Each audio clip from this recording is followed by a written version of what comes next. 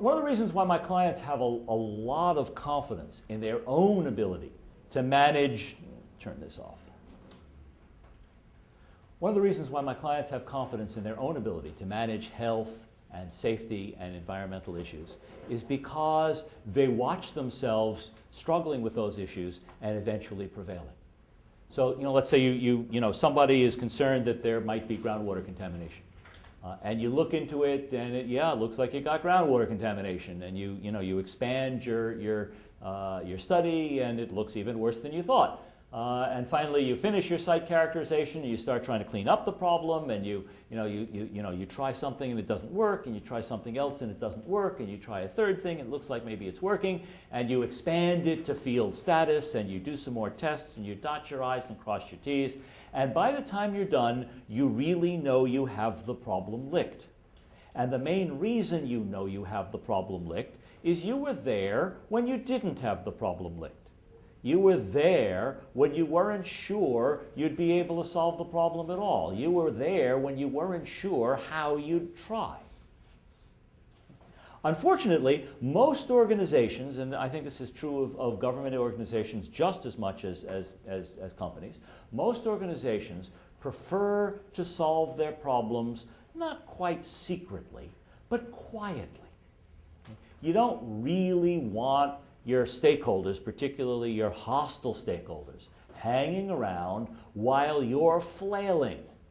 Okay? So companies and agencies like to do their flailing without anybody else around. And then once you've got the problem under good control and you're pretty sure you have it licked, then you invite your stakeholders in to see what a good job you have done. And of course, what happens is stakeholders who are invited in to see what a good job you have done, who are not there to watch you do that good job, are inclined not to believe it. Okay. So the moral of the story, this one is intellectually simpler, I think, than some of the others. The moral of the story is if you want credit for solving problems, you have to solve them while we watch. And in particular, while your critics watch.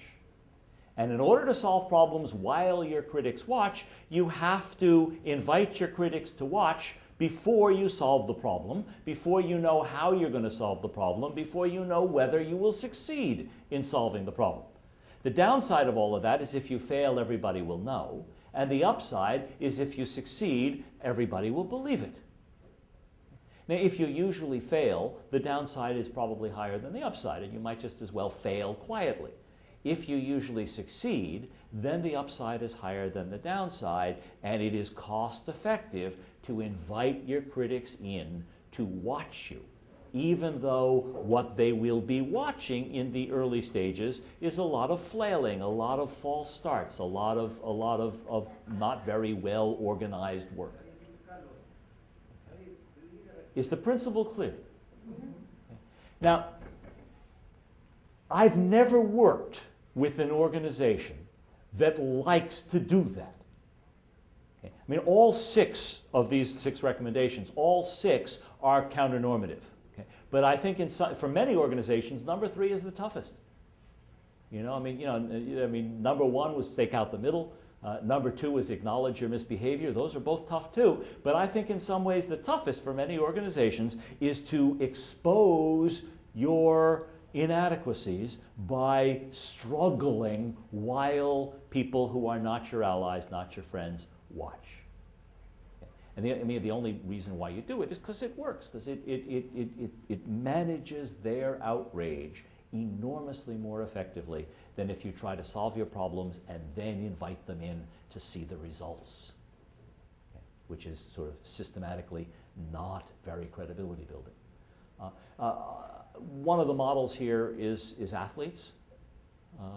Steroids notwithstanding, athletes have to solve their problems in the glare of hostile publicity.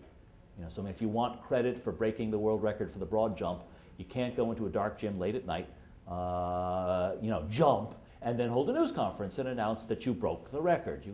If in order to get credit for breaking the record, you have to jump with the lights on and the judges in the gym.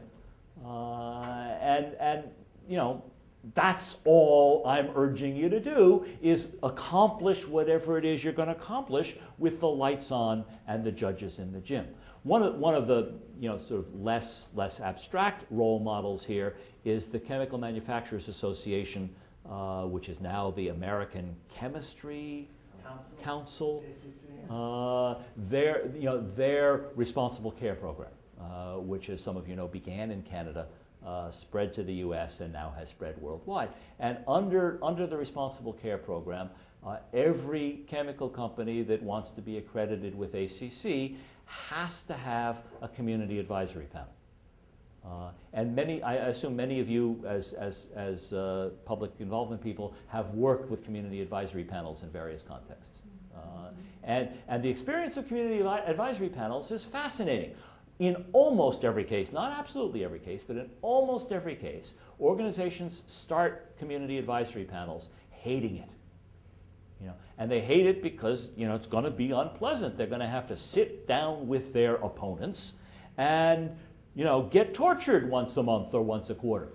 And they do it only because they have to. And as they start doing it, and as the years roll on, and you tell me if this is your experience or not, a very interesting thing happens. The panel becomes less and less hostile. And it's not mostly because hostile people leave the panel.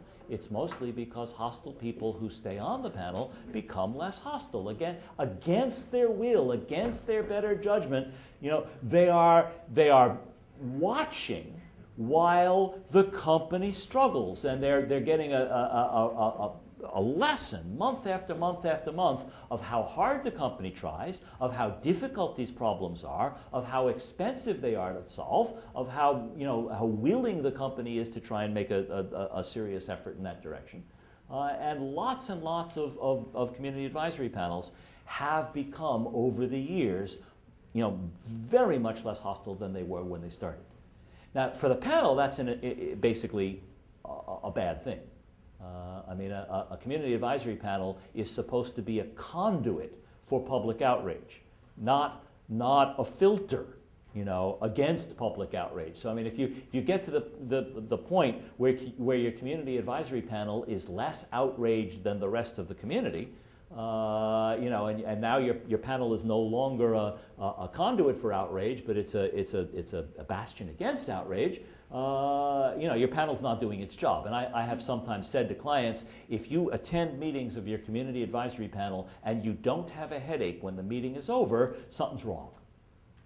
Because this should be a fairly unpleasant experience. But there's a lesson there.